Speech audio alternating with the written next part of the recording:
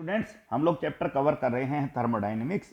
और last class में हम लोगों ने डिस्कशन किया था एक बहुत इंपॉर्टेंट टर्म एंथैल्पी। चलिए आज हम थर्मोडाइनमिक्स में और आगे बढ़ते हैं और आज का हमारा टॉपिक है एक्सोथर्मिक एंड एंडोथर्मिक रिएक्शन। आप लोग 10th क्लास से इन दोनों टर्म से बहुत परिचित हो, लेकिन कुछ मिसकंसेप्शंस होते हैं, उनको हम लोग क्लियर करेंगे। और जो पूरा डिटेल्ड नॉलेज है इन दोनों रिएक्शंस के बारे में वो आज के लेक्चर में हम लोग कवर करने वाले हैं। राइट। पहले आप लोग अपनी डे टू डे लाइफ में होने वाले कुछ चेंजेस को समझने की कोशिश कीजिए कि आपने कुछ चेंजेस को कैसे देखा है। आप लोगों ने अपने सराउंडिंग में मौजूद आइस को, H2O सॉलिड को पिघलते हुए देखा है H2O लिक्विड के अंदर। और इस चेंजेस को आप लोग फिजिकल चेंज कहते हो, क्योंकि केवल पार्टिकल के बीच की डिस्टेंस जो है वो इंक्रीज हो गई है। पार्टिकल जो पहले पास पास थे अब वो दूर चले गए। ऐसे चेंजेस को हम लोग केमिस्ट्री में क्या कहते हैं? फिजिकल चेंजेस कहते हैं। तो आखिर यहां पर जो हीट का रोल है वो क्या है? आखिर सॉलिड को लिक्विड में बदलने के लिए हीट कहां से आई? उस पॉइंट पे हम थोड़ा आज बात कर लेंगे। दूसरा, आप सब अपने डे टू डे लाइफ में इन तरह के रिएक्शंस होते हुए देखते हो। जैसे ही आप कार्बन को बर्न करते हो, कार्बन का कंबेशन करते हो, right, carbon dioxide gas produce होती है और बहुत सारी अमाउंट में हीट जो है वो जनरेट होती है। राइट। ऐसे चेंजेस को जब पुराने बॉन्ड टूटते हैं और नए बॉन्ड बनते हैं, नई प्रॉपर्टी का एक कंपाउंड फॉर्म होता है। आप लोग भली भांति परिचित हो, आप लोगों ने इसको नाम दिया था केमिकल चेंज। राइट। ये हम लोगों ने फर्स्ट चैप्टर में बहुत अच्छे से डिस्कस भी किया था, type of changes, chemical change. Right. और आपके पास यहां भी अब आप देखिए, पहले केस में भी टेम्परेचर में डिफरेंस आ रहा है। सॉलिड लिक्विड में बदलेगा धीरे धीरे धीरे। जैसे आप आइस को धूप में रख दो, सारी आइस पिघल जाएगी और टेम्परेचर उसके बाद 0 डिग्री से बढ़ता बढ़ता बढ़ता आपका रूम टेम्परेचर के बराबर आ जाएगा। टेम्परेचर आपने पहले वाले प्रोसेस में इंक्रीज महसूस किया।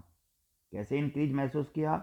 आइस धीरे धीरे मेल्ट हुई। आप सबको पता है, जब तक पूरी आइस मेल्ट नहीं होती तब तक टेम्परेचर चेंज नहीं होगा। ये हमने लेटेंट हीट के बारे में बात किया है, 9th क्लास में बहुत अच्छे से पढ़ा था, और भी हम बात कर लेंगे।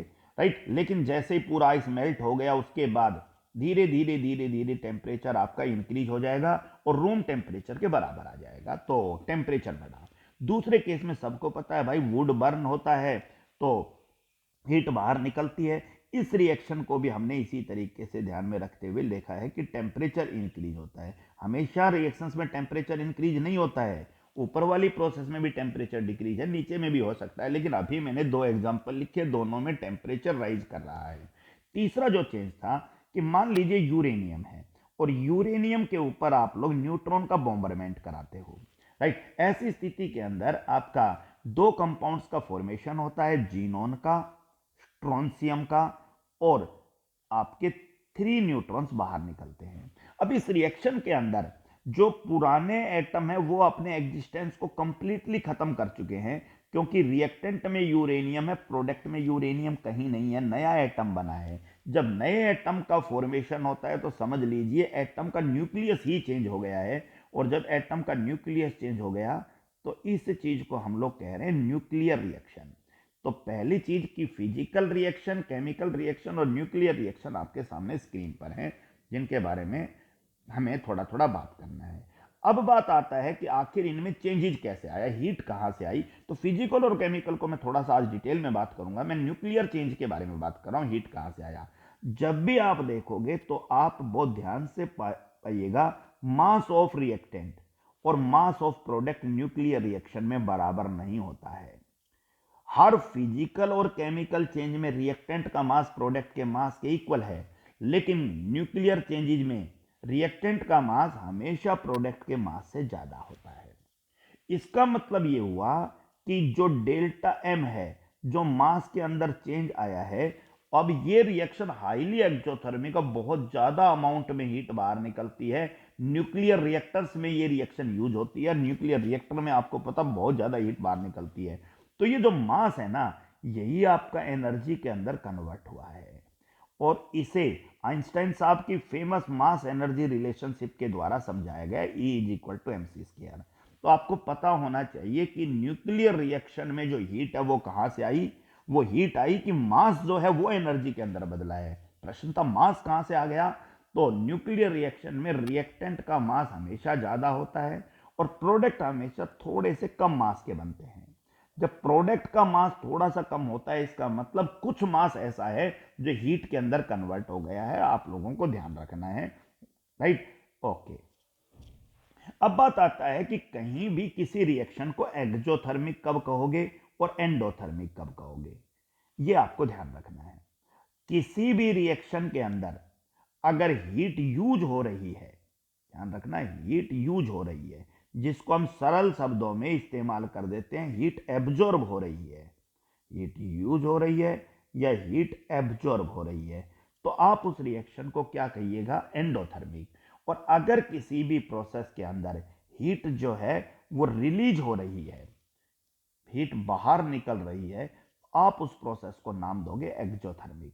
अब क्योंकि ऊपर जो एग्जांपल आपके सामने लिखा है स्क्रीन पर, जो न्यूक्लियर रिएक्टर के अंदर हो रहा है, उसके अंदर आपको पता है हीट जो है वो क्या हो रही है? रिलीज हो रही है। तो सीधा सा मतलब है इस प्रोसेस को आप लोग क्या नाम दोगे? एक्सोथर्मिक नाम दोगे, एक्सोथर्मिक, क्योंकि heat is released during the reaction. चलिए, अब मामला आता है भाई कि आखिर ये दो प्रोसेस एक दूसरे से कैसे डिफर करती है, फिजिकल और केमिकल चेंजेस में आखिर डिफरेंस कैसे है, आप समझिए ध्यान से। अगर आपने एक रिएक्शन को समझने के लिए यूं लिखा कि वाटर जो है वो आपका सॉलिड टू वाटर लिक्विड में बदला है, सीधा सा मतलब है इस वाटर को बाहर से क्या मिला है? हीट मिला है, और इस वाटर ने हीट को क्या किया है? एब्जॉर्ब किया है। वाटर ने हीट को एब्जॉर्ब किया है, तो इस प्रोसेस को आप लोग केमिस्ट्री में एंडोथर्मिक रिएक्शन कहोगे। Heat is used during the reaction, surrounding की हीट को इसने एब्जॉर्ब कर लिया, और इस प्रोसेस को हम लोग क्या कहेंगे? एंडोथर्मिक रिएक्शन कहेंगे, endothermic process.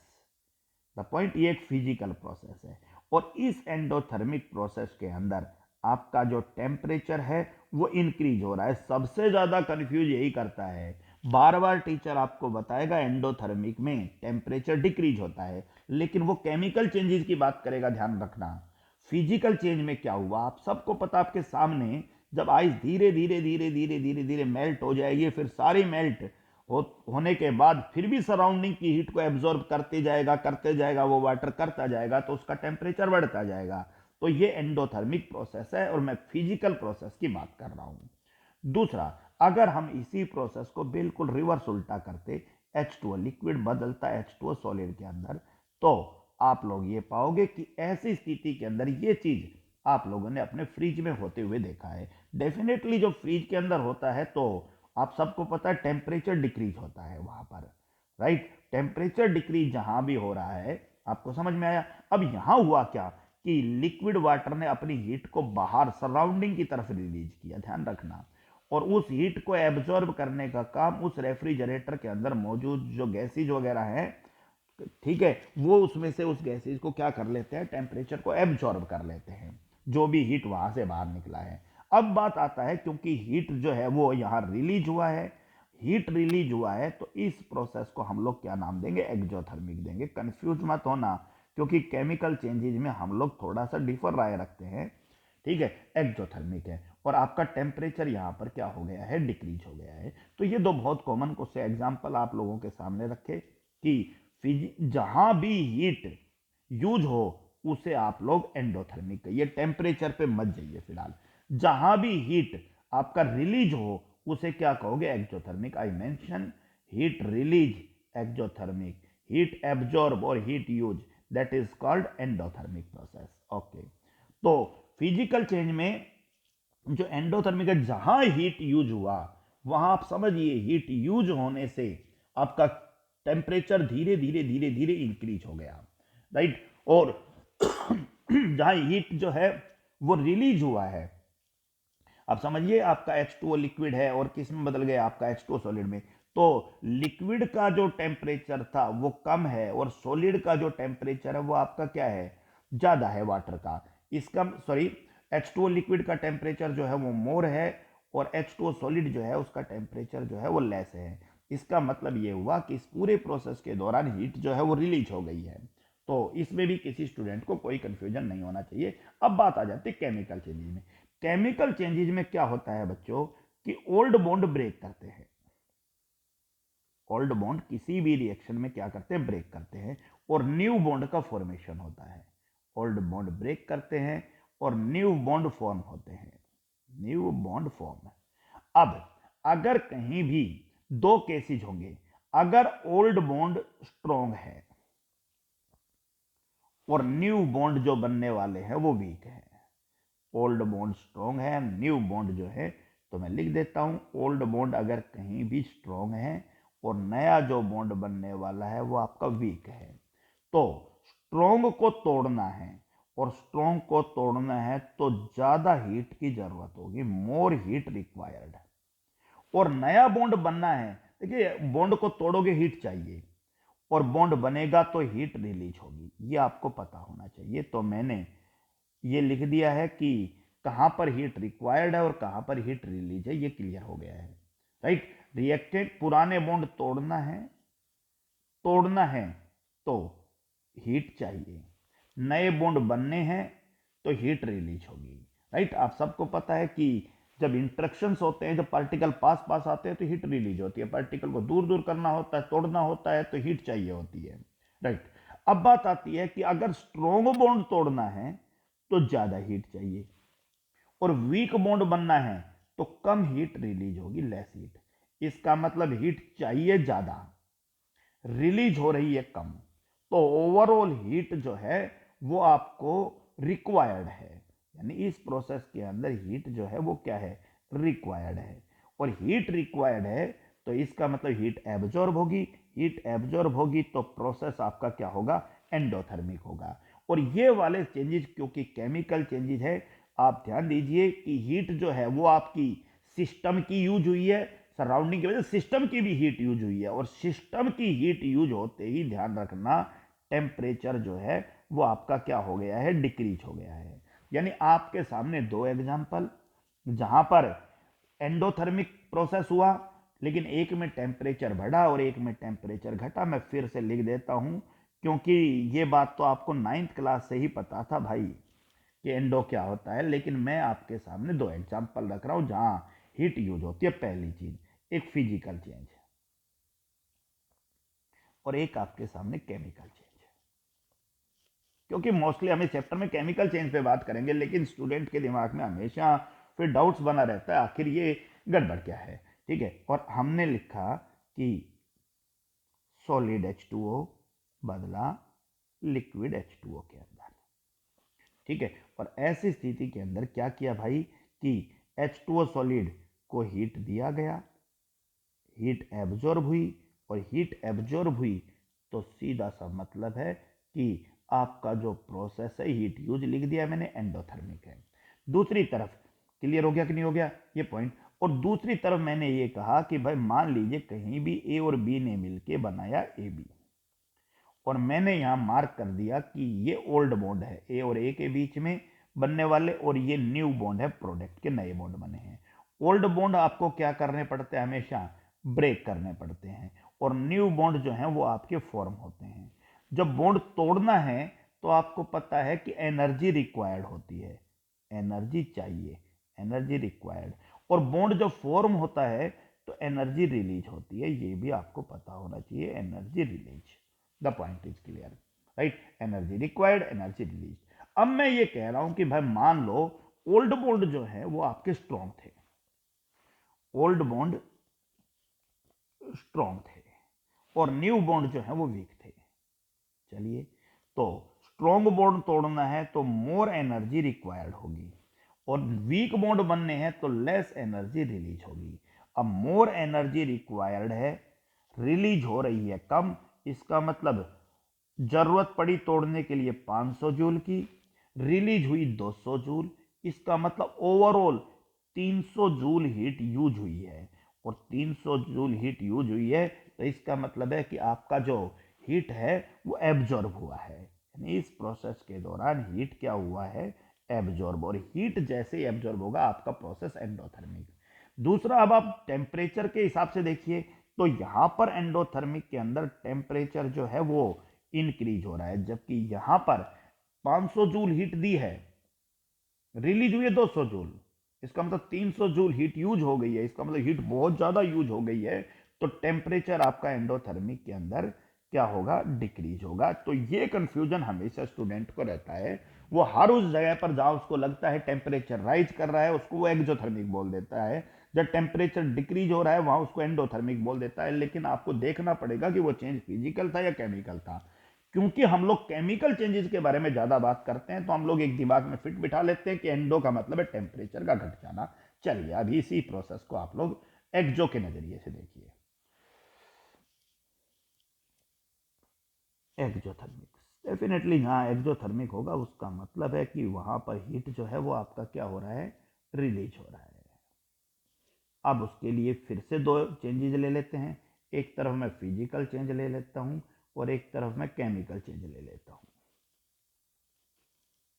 Okay, so physical change को आप लोग उसी एग्जांपल को दोबारा से रिवर्स कर लीजिए। इस बार लिक्विड वाटर को हम लोग बदल देते हैं सॉलिड आइस के अंदर, और दूसरी तरफ हम लोग एक बहुत कॉमन एक्सोथर्मिक रिएक्शन लिख लेते हैं जो हमने अभी लिखा था, C+O2 CO2। अब बात आता है चेंजेस क्या हुआ। आप लोग पाओगे भाई कि लिक्विड वाटर अपनी हीट को बाहर निकालेगा निकालेगा और वो हीट को बाहर निकालेगा तो हीट रिलीज हो रहा है, राइट, हीट रिलीज हो रहा है, अपनी हीट को बाहर निकालेगा और सॉलिड आपका वाटर के अंदर बदलेगा। तो ये आपका एक्सोथर्मिक रिएक्शन है। लेकिन इस प्रोसेस के दौरान क्योंकि हीट उसने बाहर निकाल दिया है, सिस्टम की हीट सराउंडिंग के अंदर चली गई है, इसका सीधा सा मतलब निकल के आया कि टेम्परेचर यहाँ पर क्या हो रहा है, डिक्रीज हो रहा है।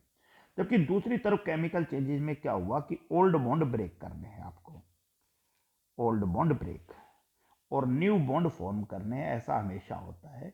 न्यू बॉन्ड को क्या करना है, फॉर्म करना है। और आप सबको पता है लकड़ी को जब जलाते हो तो काफी अमाउंट में हीट बाहर निकलता है, मैंने हीट भी लिख दिया।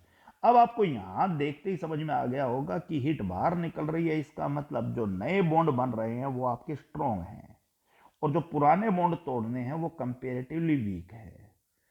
अब नए बॉन्ड स्ट्रॉन्ग है, पुराने वीक है, तो तोड़ने के लिए लेस हीट रिक्वायर्ड, कम हीट चाहिए। स्ट्रॉन्ग बॉन्ड बनाने के लिए मोर हीट रिलीज हो रही है, मोर हीट क्या हो रही है, रिलीज हो रही है।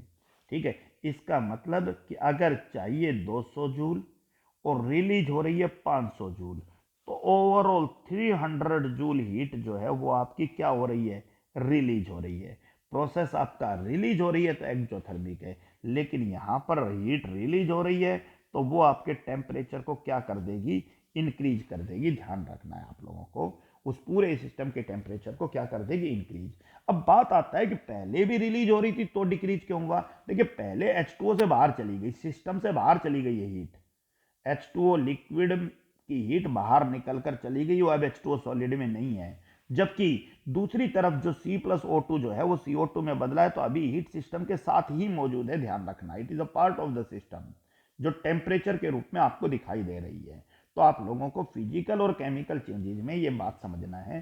तो मैं क्लियर कर देता हूं कि फिजिकल चेंज में एंडो और एक्सो टेम्परेचर के हिसाब से आप अलग समझिएगा। एंडो H2O सॉलिड को बदला है H2O लिक्विड में, और एक्सो के अंदर H2O लिक्विड जो है उसको बदला है H2O सॉलिड में। अब आप टेम्परेचर का अंदाजा खुद लगा लीजिएगा।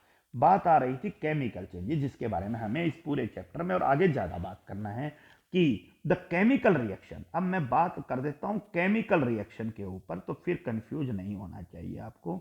केमिकल रिएक्शन को दो पार्ट में कैटेगराइज कर दिया है।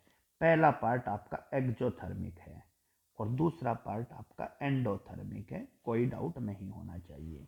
ठीक है, चलिए मैं लिख देता हूं कि कोई भी एक रिएक्शन लिख देते हैं जहां पर आपका हीट जो है वो रिलीज हो रहा है, एक्सो है, तो इसका मतलब है कि हीट जो है वो आपका रिलीज होगा, और हीट रिलीज होगा तो टेम्परेचर इंक्रीज होगा। अब केमिकल चेंजेस में फिट बिठा लो, एक्सो है हीट रिलीज होगा, टेम्परेचर इंक्रीज होगा। एंडो है हीट यूज होगा, और हीट यूज होगा तो टेम्परेचर आपका डिक्रीज होगा। तो पॉइंट इज क्लियर। चलिए रिएक्शन को समझने की कोशिश करते हैं। ए प्लस बी ने मिलके ए बी बनाया, राइट, ठीक है।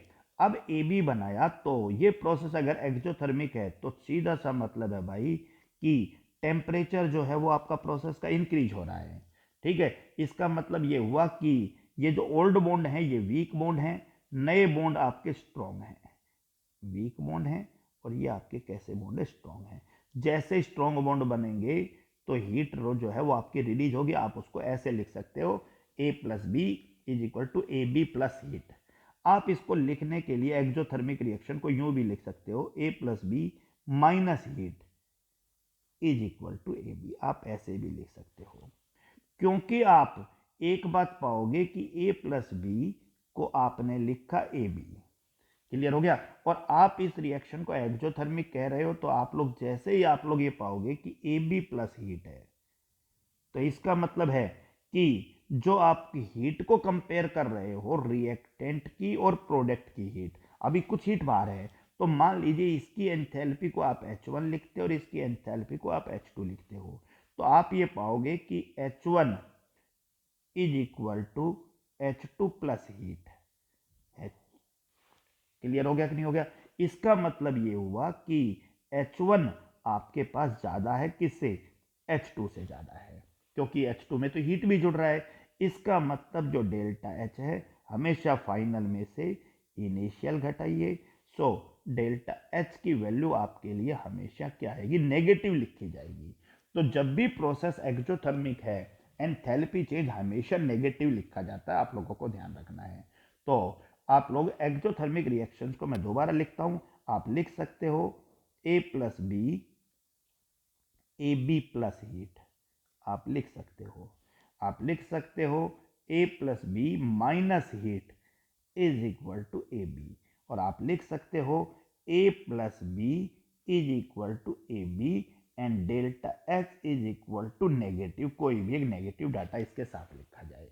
बिल्कुल पॉइंट क्लियर है। चलिए बात करते हैं आप लोग इसी प्रोसेस के दूसरे पार्ट, और दैट इज द एंडोथर्मिक। ठीक है, मैंने एक रिएक्शन लिखा कि C plus D is equal to C D, और यहां पर माइनस हीट लिख दिया है, राइट। और वो थोड़ा सा एक बार मैं मिटा के ऐसे इसको और थोड़ा सा बेटर लिख देता हूं, C plus D plus heat, heat use हुई है और ये आपका बन गया सी डी। ठीक है, सीधा सा मतलब है कि हीट यूज हुई है तो अब पुराने बॉन्ड और नए बॉन्ड की तुलना करते हो तो पुराने बॉन्ड स्ट्रॉन्ग हैं, उनको तोड़ने के लिए बहुत ज्यादा हीट चाहिए। किसके तुलना में, नए बॉन्ड बनने पर जो हीट रिलीज हो रही है ये आपके क्या है, वीक है। क्लियर हो गया कि नहीं हो गया। तो हीट चाहिए ज्यादा, रिलीज हो रही है कम, इसका मतलब 300 जूल ओवरऑल हीट यूज हुई है। तो लिखने के लिए आप लोग इसको लिखोगे C plus D plus heat is equal to C D. आप इसको यूं भी लिख सकते हो C plus D is equal to C D minus heat, आप इसको यूं भी लिख सकते हो। आप एंथैल्पी के बारे में बात करो तो आपको जी इसकी एंथैल्पी H1 और सी डी की एंथैल्पी H2। अब H2 में से कुछ घटेगा तब H2 की हीट में से कुछ हीट घटाओगे तब C प्लस डी आएगा। यानी आप सीधा सा अंदाजा लगा पा रहे हो भाई कि H2 H1 is equal to H2 minus heat, right और रॉन्ग। इसका मतलब ये हुआ कि H2 ज्यादा है आपका H1 से। सो फिर डेल्टा H की बात आती है, वही कहानी H2 minus H1। So delta H is equal to ज्यादा में से कम घटाइए पॉजिटिव है। तो फाइनल कंक्लूजन बच्चों यही निकला, अगर reaction C plus D plus heat is equal to C D या C plus D is equal to product बनाया सी डी माइनस हीट, या फिर C plus D gives C D and delta S is equal to positive, ये आपका पूरा का पूरा process किसका कहला रहा है, एंडो का। तो ये वाला पार्ट आपका एक्जो है और ये पार्ट आपका एंडो है, दिमाग में फिट बिठा लीजिए। चलिए आइडेंटिफाई कीजिए, मैंने जो रिएक्शन लिखा है वो आपका एक्जो है या C solid plus 2 sulphur solid provide किया गया हीट और CH2 बना लिक्विड फॉर्म में, और डेल्टा H मैंने लिखा है plus 92 kilo joule, right. Delta H positive देखते ही आप लोग समझ जाइए कि एंडोथर्मिक है। डेल्टा H की वैल्यू पॉजिटिव देखते ही आप समझ जाइए कि एंडोथर्मिक है। CH4 plus O2 will bring you CO2 plus H2O and delta H is equal to negative. Delta H की वैल्यू नेगेटिव देखते ही आप समझ जाइए कि प्रोसेस आपका क्या है, एक्जोथर्मिक है। तो आप इसको बहुत अच्छे से समझ सकते हो कि आखिर कैसे हीट के अंदर जो चेंज है वो आया है। ठीक है, आप इसको ग्राफिकली भी समझने की कोशिश कर सकते हो।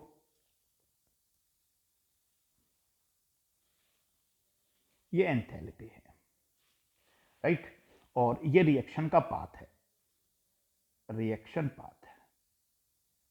ठीक है, यहां पर मैंने रिप्रेजेंट कर दिया है रिएक्टेंट और यहां पर रिप्रेजेंट कर दिया है प्रोडक्ट, राइट। अब एंथैल्पी जो है वो रिएक्टेंट की प्रोडक्ट में बदली है। आप लोग ध्यान से देखिए, एंथैल्पी रिएक्टेंट की HR और एंथैल्पी प्रोडक्ट की HP। सो HR ज़्यादा है और HP आपका कम है। सो डेल्टा H, क्योंकि रिएक्शन यूं हुई है रिएक्टेंट से प्रोडक्ट की तरफ गई है, सो डेल्टा H निकालने के लिए फाइनल HP माइनस HR, यानी फाइनल में से रिएक्शन इनिशियल घटाइए। सो आपको पता HP कम है, तो कम में से ये लेस है, ये आपका क्या है, मोर है। ठीक है, लेस में से मोर घटाते ही आपके पास डेल्टा H क्या आ जाएगा, नेगेटिव आ जाएगा। The point is clear for you. Clear है या नहीं है? दूसरी तरफ अगर यही रिएक्शन में दोबारा से इस फॉर्म के अंदर समझाता कि ये इसके अंदर बदल गया है, अब आपको ये इसके अंदर बदल गया है, तो डेल्टा H निकालने के लिए फिर से क्या करो, HP माइनस HR। इस बार आप देखिए भाई, क्योंकि इस बार प्रोडक्ट HR है तो HR माइनस HP। अब HR आपका ज़्यादा है, HR ज़्यादा है, इसका मतलब HR मोर है और ये आपका लेस है, तो डेल्टा H की वैल्यू आपकी पॉजिटिव आएगी। द पॉइंट इज क्लियर और नोट? तो एक बार रेड साइन को फॉलो कर लीजिए, एक बार लेफ्ट को, आप लोग इसको समझा सकते हो। तो ये पॉइंट आप सबके दिमाग में क्लियर होना चाहिए कि रिएक्शन एक्जोथर्मिक और एंडोथर्मिक क्या होती है। Hopefully the point is clear for you.